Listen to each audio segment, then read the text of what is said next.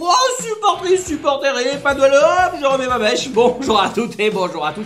Bienvenue sur ma chaîne Noël pour cette nouvelle vidéo. Bam. Oh oui, regardez, c'est l'avant-match de la 8e journée de Ligue 1. Nous recevons le Paris Saint-Germain et le menu du jour est les 3 points. Suivez-vous, j'arrête de m'emmerder. Allez, boss sous pression, c'est la première partie que je souhaite aborder. Ensuite, les clés du match dans une deuxième, en rentrant plus dans le vif du sujet. Compo, pronos, points sur l'effectif dans la dernière. Je dédicace cette vidéo, regardez à qui? Oh, vous l'avez reconnu, il est là, l'ami Kezako, Roger. Ah oui, je sais qu'il me regarde. Et il a regardé toutes les vidéos durant sa convalescence. Il sera de retour à la Lever Cup pour son clap de fin. Je vous invite à le suivre, s'il vous plaît. Aucun mot pour le décrire. Au-dessus de Dieu bénisse. La vérité, c'est le soleil. Tu es mon goat. Je préfère te le dire. Belle retraite, Moussaillon. Il n'avait pas pu venir à notre mariage avec mon épouse parce qu'il était à l'US Open, mais je sais qu'il pensait fort à nous. Et d'où sa petite dédicace. Je vous la remonte. Arrêtez de m'emmerder. Regardez. C'est Roger dans toute sa splendeur. Allez, hop, hop, hop, Kezako, les gones. On n'est pas là pour tortiller du fion, hein, ni pour se moucher du coude. On a du pain sur la planche et on va pas se toucher la nouille. Kezako, dimanche, on va jouer le Paris Saint-Germain. C'est un ogre pour un enjeu capital en tout point. Oh mais Kezako, important l'humour, on est marre tout de suite par ça. Commencez pas à m'emmerder, non mais dis donc, t'en veux une? C'est fini, oui. Première étape dimanche dernier à Monaco, on a vu, on a sombré dans le caniveau comme des pauvres merdes. Mais qu'est-ce que ça va être dimanche si on maintient ce niveau? On sera à guichet fermé en plus d'ailleurs. Donc je tenais à sincèrement féliciter parlant des supporters qui font le taf depuis le début de la saison. Avec les 3 déplacements, que ce soit Lorient, Reims et Monaco, la tribune visiteuse, elle était archi pleine à chaque fois et je tenais à le dire et à le répéter. Vous êtes les seuls à la hauteur en ce début de championnat. Parcourir toute la France en autocar avec 8 € le litre de gasoil en ce moment. Par amour pour notre club, surtout quand on voit les quenelles qu'on se prend en 3 déplacements. Vous chantez, vous encouragez. Cocorico, messieurs, sans cesse. Bravo à vous. Je vous ai mis une photo du classement en parallèle également. Alors c'est vrai qu'on a réussi à enquiller les points sur ce début de championnat, mais au bout de 7 matchs, ce que je regarde, c'est que l'on a 4 points de retard sur le podium alors qu'on ne joue absolument pas de compétition européenne. C'est inadmissible. Après la trêve internationale, on ira à Lens d'ailleurs, qui va être un sacré client et que je vois réaliser une belle saison. Si nous, on poursuit notre constante en termes de production de jeu, il y a un risque que l'on prenne 0 points sur les 2 prochains matchs, sachant qu'on a pris 0 sur les 2 derniers. Se retrouver charrette merguez à 10 points du podium, ce serait quasiment rédhibitoire. On est en plein doute avec ces 2 défaites d'affilée à Lorient puis à Monaco, chose qui n'était plus arrivée depuis des tas d'années du côté de l'OL, alors que Paris c'est 9 victoires en 10 matchs, un match nul à Monaco, Kezako. Le rapport de force du coup il penche clairement côté parisien, mais on sait que dans ce genre de match l'OL est capable de se sublimer, de mettre voilà les habits de lumière, mais on attend les moyens et surtout l'envie. Jojo Textor il dit qu'il sera dans les tribunes. Coco Chanel en conférence de presse qui dit vous n'inquiétez pas, on va décupler la motivation, l'envie, c'est des matchs comme ça qu'on aime jouer. Ben ouais, mais il y en a aussi 36 autres à jouer, donc s'il vous plaît, vous faites le taf sur tous les matchs de championnat. Nous, on sent une équipe incapable de se révolter, incapable de produire du jeu sur 90 minutes, mais également une équipe qui ne progresse pas depuis belle lurette. Peter Alaoui, tu te rapproches tout doucement, tranquillou bilou de la compta, et Ponceau, bam! Ah, il est venu, il a écroulé la buvette, le filou. Si au soir de la 15e journée, donc c'est OL Nice, sachant qu'il y a la World Cup qui va s'enchaîner après, on n'est pas sur le podium, mon fumier, tu vas retourner manger du gouda, de là où tu viens. Une part de gâteau, c'est offert par Marie Blachère, et ça dégage, bande de las. Il y avait un objectif de résultat à la mi-championnat, donc au soir de la 19e journée, mais on avance les dates parce que ça sent le sapin. Sachant qu'évidemment, si on se fait dessouder dimanche soir face au PSG, ça risque de s'accélérer rapidos. Pendant, vous avez vu la photo officielle, il y a Tonton, il est venu. Alors, il est arrivé bien sapé, comme jamais. Il a discuté longuement avec Peter Alaoui et je peux vous dire que ça parlait pas jardinage, hein. Tonton, il est allé voir ensuite Tic et Tac, Alex et Coco Chanel pour voir voilà ce qui se dit. Et ces derniers, ils ont d'énormes doutes sur la préparation qu'on a eue en avant-saison. C'est une béchamel de merde, la vérité. Donc en ce moment, on file un mauvais coton. Le coach, il est de plus en plus sous pression d'après ce qui se dit.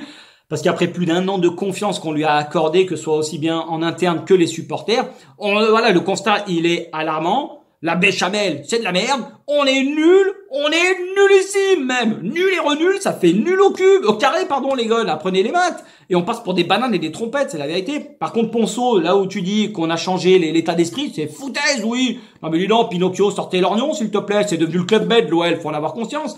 On a certes donné à Peter Alaoui les moyens de réussir cette saison, contrairement à la première où il y avait trop de problèmes en interne pour réussir sa mission. Mais on est toujours dans la sauce aujourd'hui.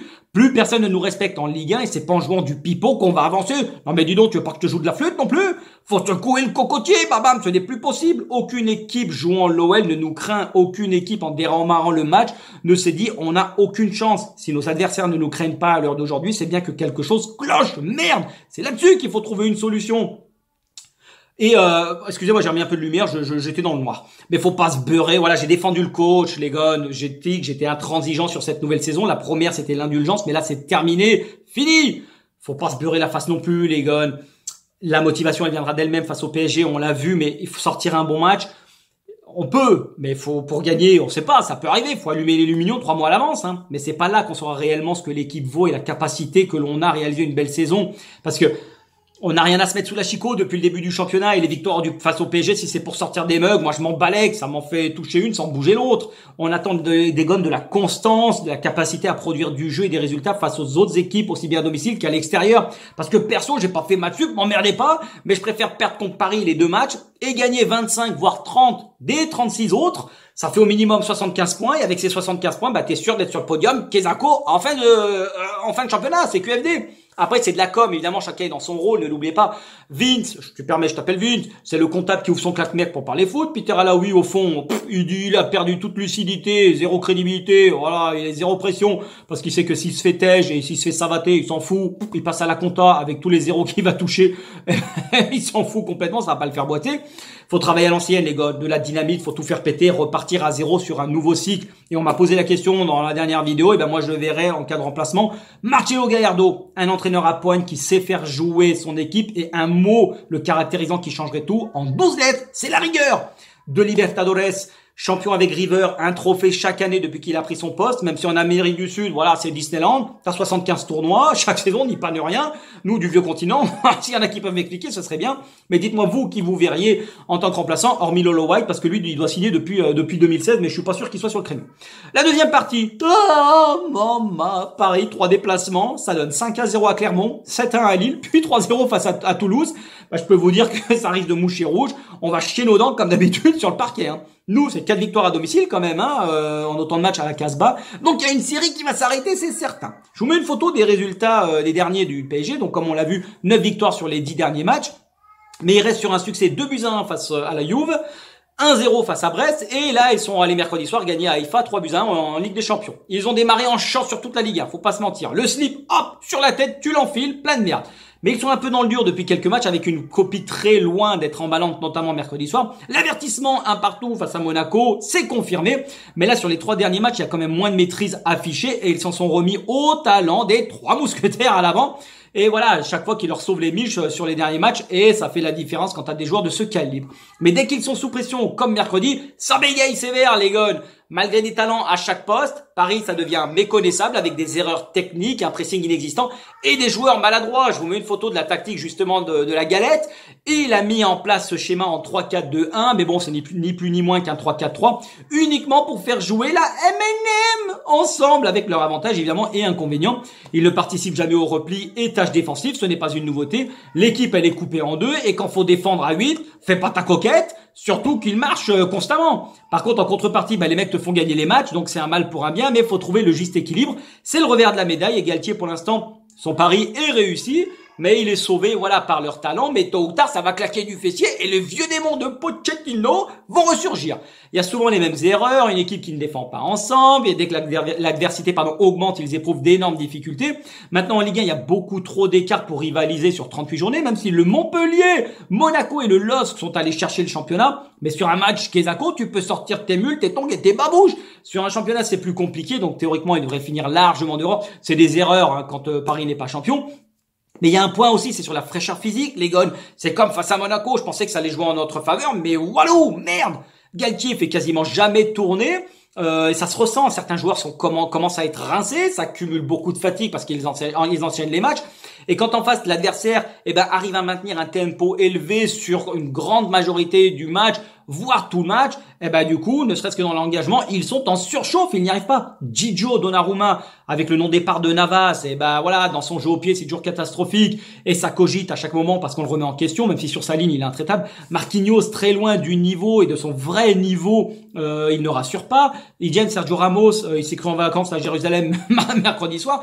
Voilà, à chaque fois, il y a un ou deux joueurs qui passent au travers, mais voilà, les trois de devant, bah, ça fait la diff. Maintenant, Paris a une équipe avec énormément d'expérience qui, selon l'enjeu du match, va se mettre au niveau de la confrontation. J'en suis certain que leur visage qu'ils vont mettre dimanche soir, ce sera pas le même. Ils ont peut-être pris un peu le match à la légère, à Haïfa, mais ça sera peut-être pas le cas dimanche soir. Et nous, faut qu'on y aille comme des jeunes chibrés et des jeunes chiens fous, la tête la première. Cocorico. Ah ouais, faut y aller comme ça. C'est pour ça qu'au niveau de la compo et la dernière partie, je vous mets la composition que je pense que Peter Alaoui mettrait.